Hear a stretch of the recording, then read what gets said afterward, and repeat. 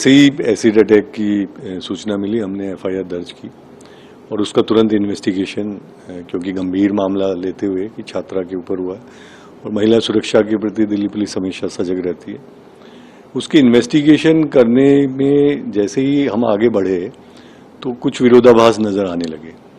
तो हमने और गहनता से उसकी अन्वेषण किया और पता चला कि काफी हद तक वो कहानी झूठी है और जिन व्यक्तियों के ऊपर आरोप है वो मौके पे थे ही नहीं। हमने उनको अच्छे से खंगाला, उनका टेक्निकल एनालिसिस किया, सीसीटीवी फुटेज देखा, जो वो कह रहे थे कि हम यहाँ पे थे उन लोगों के बयान लिए और जब हम पूरी तरह से संतुष्ट हो गए कि वाकई जिस व्यक्ति पे आरोप लगाया जा रहा है वो वहाँ पे था ही नहीं, तो हमने इसको पुराना रिकॉर्ड वगैरह चेक किया। फिर समझ में आया कि जो छात्रा है, पीड़िता थी, उसके पिता के ऊपर एक 2 दिन पहले ही वारदात, जो एलिज्ड वारदात है उससे 2 दिन पहले ही उसके पिता के ऊपर आरोप लगे थे और वो एक महिला ने लगाए थे। उस महिला के पति को ही फंसाने के लिए ये सारा किया गया था।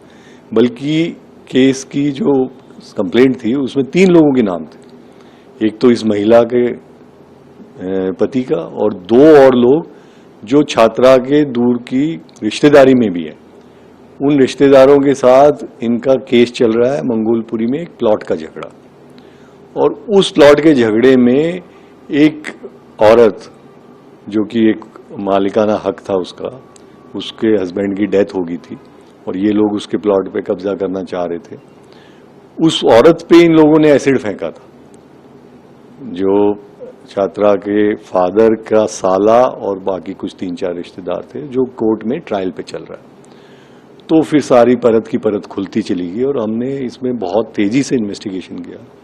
सारे लोगों के इधर से बयान लेना, पुरानी हिस्ट्री को जुटाना, फुटेज देखना, एनालिसिस करना टेक्निकल, और कल फिर सारी कहानी क्लियर होगी। परसों का इंसिडेंट था कि ये सारा झूठा एक कॉन्स्पिरेसी षड्यंत्र के तहत किया गया था और मकसद था कि छात्रा के फादर को उस केस से बचाना और उन लड़कों का जो बाकी 2 लड़के थे कि उस केस में कॉम्प्रोमाइज करना।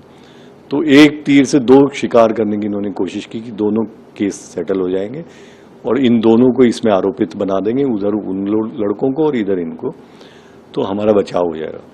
लेकिन जैसे कि आप जानते हैं अपराधी कितना भी शातिर हो, कुछ ना कुछ गलतियां कर ही देता है। जब उसको बारीकी से हमने देखा तो सारी कहानी हमें झूठी नजर आई। सर, इस मामले में मास्टरमाइंड कौन है? किसने ये पूरी प्लानिंग रची थी? क्योंकि इसमें लड़की भी शामिल है, उनकी बेटी भी शामिल है, या पिता जो मास्टरमाइंड तो छात्रा का जो पिता है अकील खान ही है, उसके साथ उसका भाई, एक इसका बेटा और कुछ और रिश्तेदार हैं जो उस केस में, मंगोलपुरी वाले केस में, इन सब ने मिलकर षड्यंत्र रचा था।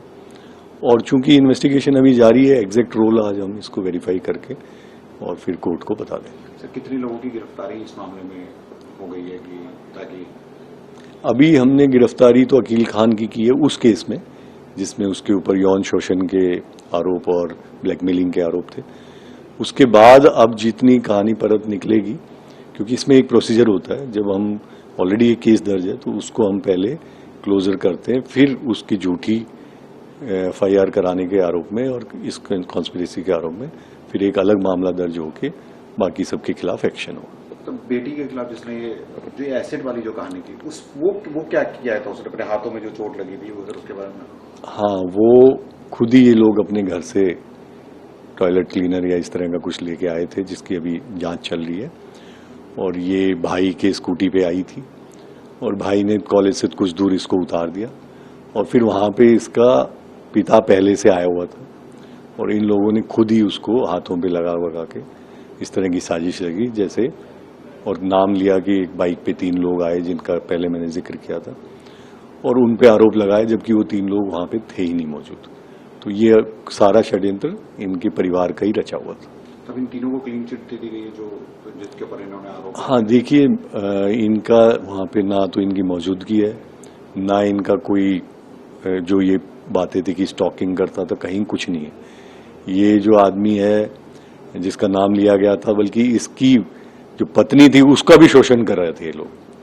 तो ये तो डबल जेपार्डी थी इनके साथ कि एक तो इनकी पत्नी का शोषण किया और ऊपर से फिर इनको इसमें आरोपित बना दिया।